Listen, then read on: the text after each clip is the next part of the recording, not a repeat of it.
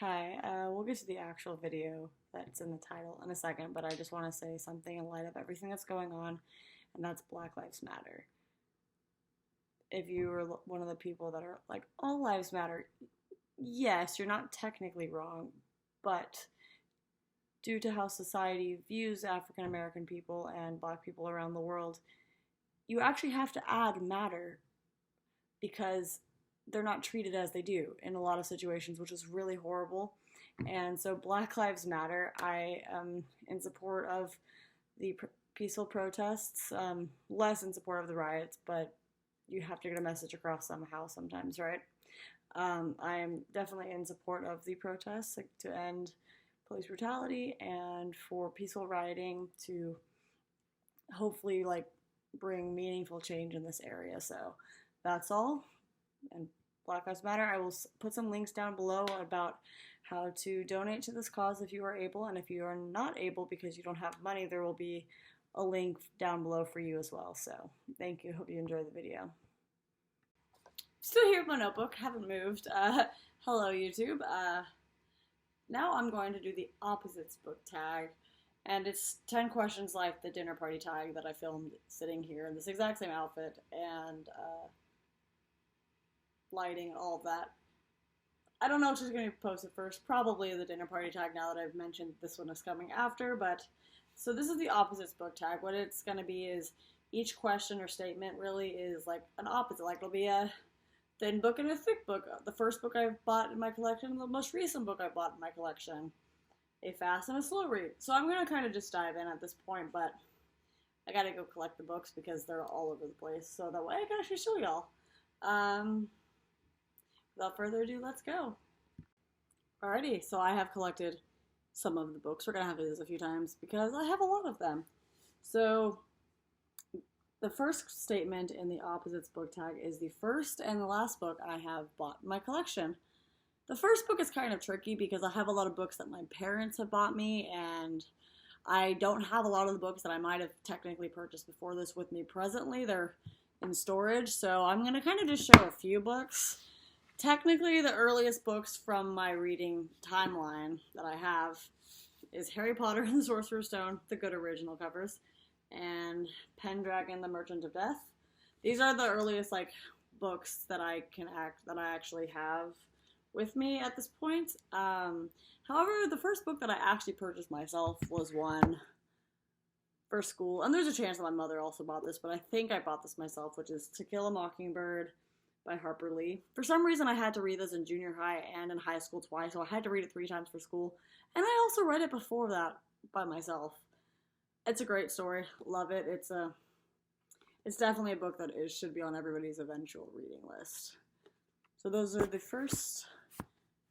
I was like, I didn't get the last book off my shelf. The last book I purchased is not actually here yet. I think it's supposed to arrive within the next week. I bought Elantris by Brandon Sanderson, so that is the most recent book I've purchased, and I'm very excited to read it. Now the second statement is a cheap and an expensive book. So this was a hand-me-down, so it would obviously not be this cheap in my lifetime, but my grandmother's copy of John Steinbeck's Travels with Charlie. If you look very closely, it says 75 cents. So this is at time of purchase is the cheapest book in my collection. I have a newer copy of it on my shelf as well because it's a beautiful print, and also I love the book, so this is the cheapest book on my bookshelf, probably. I think the new version that I bought cost $8, even though it's one of the new Penguin editions, but it still was, which is still pretty cheap for a book these days. The most expensive book that I have on my bookshelf is this 10th anniversary edition of Name of the Wind. It is absolutely beautiful. It's on my Instagram, some pictures of the inside, but it's an absolutely beautiful cover and all of that, in addition of the book. On Amazon, it costs about $25. At Barnes & Noble's, where my brother bought this for me for my birthday, it cost $45. So, told him to buy it on Amazon, but anyways, this is the most expensive book that I probably own at this point. I might own a more expensive book. This is the most recent book that I've had purchased, that's extraordinarily expensive. And now It is a male versus a female protagonist. So I'm gonna pick two books by the same author. You have The Fountainhead by Ayn Rand, and the main character in this book is Howard Rourke, and he is an architect, and I believe it's set in the early 1900s, like 1920s era, peak American architecture. So also think this is a book that everybody should read at least once. Same with the next Ayn Rand book that I'm about to show you. Also, I think her name is technically pronounced Ayn Rand, but I kind of say it both ways perpetually. So great book. The protagonist is Howard Rourke. And the other book by Ayn Rand that I'm going to show y'all is with a female protagonist is Atlas Shrugged. I expected this book to be about the size of the previous one I showed you. The words are super small. The female protagonist in this book is Dagny Taggart. It kind of is the same time period era, except that it's like the railroad barons. It might be a little earlier because it's the railroads, but it's like the railroad barons, the like industrial era in America. Awesome book. Did not thoroughly enjoy the 60-page monologue. I think the official monologue length is 45 pages, but because these pages are so short, it was 60 pages. I mean, it was a very good book. I loved it a lot. Also think you should read this. This one is not for the faint of heart. Neither is The Fountainhead, really, but start there before you attempt this one. Alright, the fourth question is a fast and a slow read. So, a fast read that I had was The Ocean at the End of the Lane by Neil Gaiman. This is a beautiful tale. I was mesmerized the entire time when I read it very fast. Absolutely loved it, and it was really kind of just like about the reclaiming of your youth through fantastical, magical fantasy elements, because it's Neil Gaiman, of course. And the slow read for me was, it's right here, The Stand by Stephen King. Didn't want to get it off my shelf because there's like a lot of heavy books on top of it, so that book took me longer than a book of that length would typically take me to read. Because of timing issues, and I chose to read it during a pandemic, and it's about a pandemic, so that was bad on my own part, but I did really enjoy The Stand. It just took me forever to get through. So, the next section is a pretty cover versus an ugly cover. So, East of Eden is my favorite book. This is, I think, a beautiful cover, and the actual book itself is just like a nice, solid color. Oops, and with like nice writing engraved in it. So yeah, this is what I would consider a pretty cover on a book. Although, in fairness, the ugly cover part of this was hard because I don't really buy books with ugly covers. I make it a point to buy books that I enjoy looking at. So the ugliest cover that I could think I could have, and I'm going to assume it's partially because of my just general distaste for this book and the series, was The Gunslinger, which is the first book of the Dark Tower series by Stephen King. I mean, the cover's nothing special. It looks like rushly done. And there is reprints of this cover that look better than this, but I think this is like one of the more original covers on it. This book series was an experience, and maybe I'll talk about it one day. Not for everybody. It was probably not for me, but I am not upset that I read it. It really helped to tie together the Stephen King book series. I just spent like a year and a half of my life on it. So, without further ado, we'll do the next section, which is, it's up here. A national, which for me I assume is like a local to my country, so an American written book, and then a internationally written book. So, for my locally written book, not really local to where I live, but in the United States, is The Grapes of Wrath by John Steinbeck. It is a story about the Dust Bowl in Oklahoma, so pretty central to America, and this drought that and this natural disaster, because it was one, did really affect the initial part of not initial, but the growth of our country.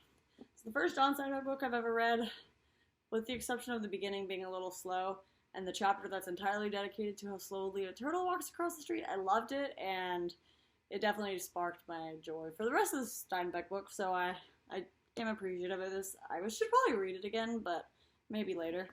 I picked two books for the internationally written books. This is the English print of The Stranger by Albert Camus.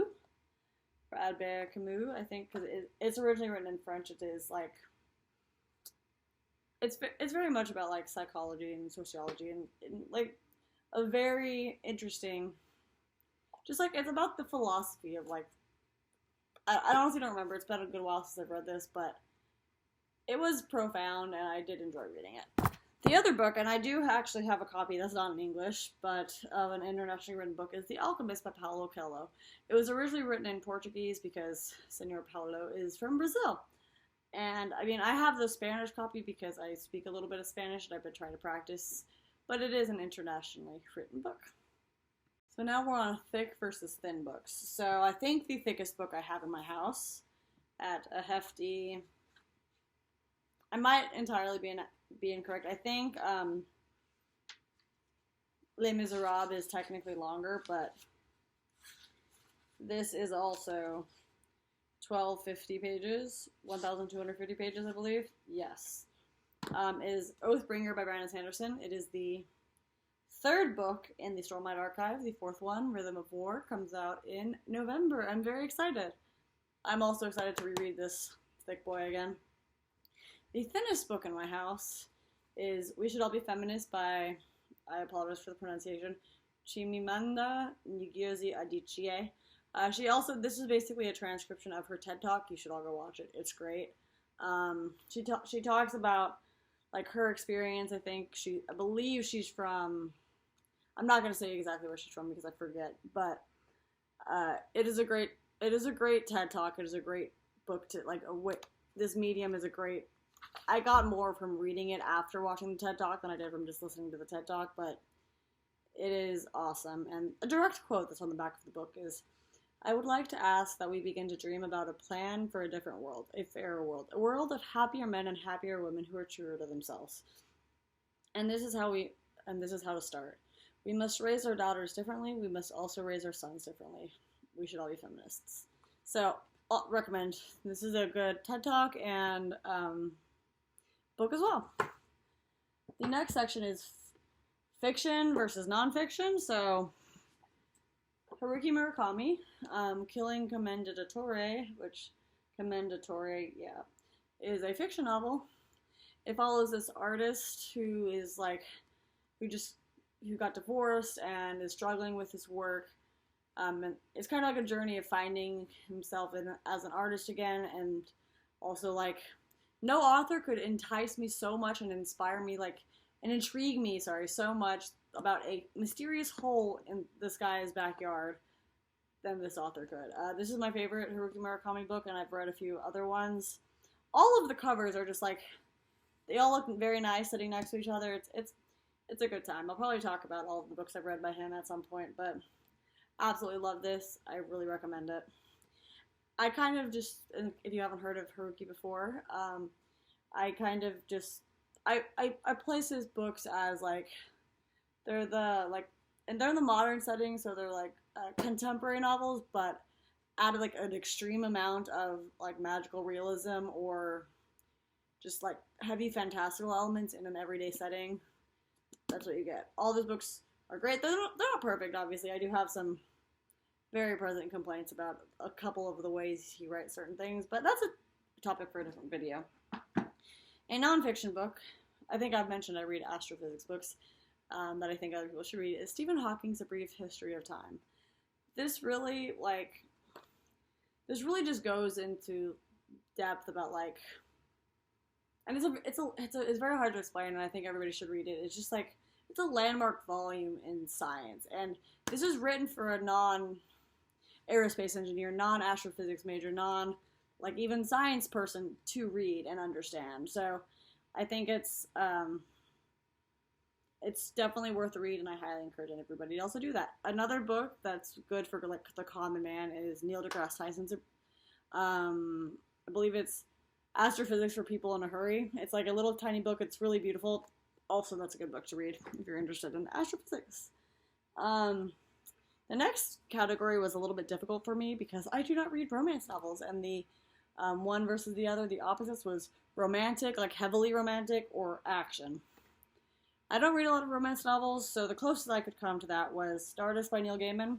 Um, I wouldn't even say it's like romantic. It's just a lot of the plot is fueled by like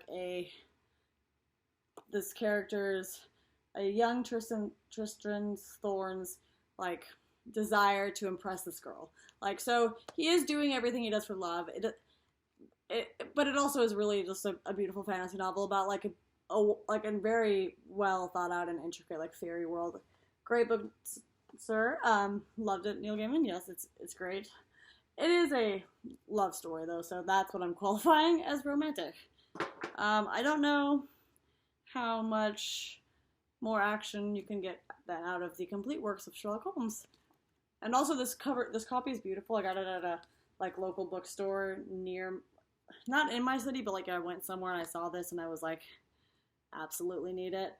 Obviously, a lot of the books I read, I can just point out like the Girl with the Dragon Tattoo books back there, are heavy action. A lot of the books I read are heavy action, but I think this is like the classic example of like a action novel because they have mysteries to solve and they get involved in things and have to like fight for their like do all the action excitement to get through to the end. I believe. Oh yes, the last topic, the last statement for this opposites book tag is happy book versus sad book. So the word joy is in the title, but the Joy Luck Club by Amy Tan I just was so happy reading this book. It follows like these mothers and then their daughters. The mothers I think were all like they're all Chinese born women and and it's all of their American born daughters, but it's like the story is told through like flashbacks and memories around like a mahjong table in California. It is an amazing book. I was so happy while I was reading it, and it also like really opened my eyes to like some of the culture things that I didn't know about. So I recommend it. It is a happy book. A sad book. A lot of books I read are technically sad that I've already mentioned on this list, but this is a nonfiction book as well. It is more of a collection of, it's like a journalistic affair is what this book really is. But it's Into the Wild by John Krakauer. This journalist here follows and tries to like really debunk the events surrounding the death of Chris McCandless. He is the kid who died in this bus in Alaska because he starved to death in winter.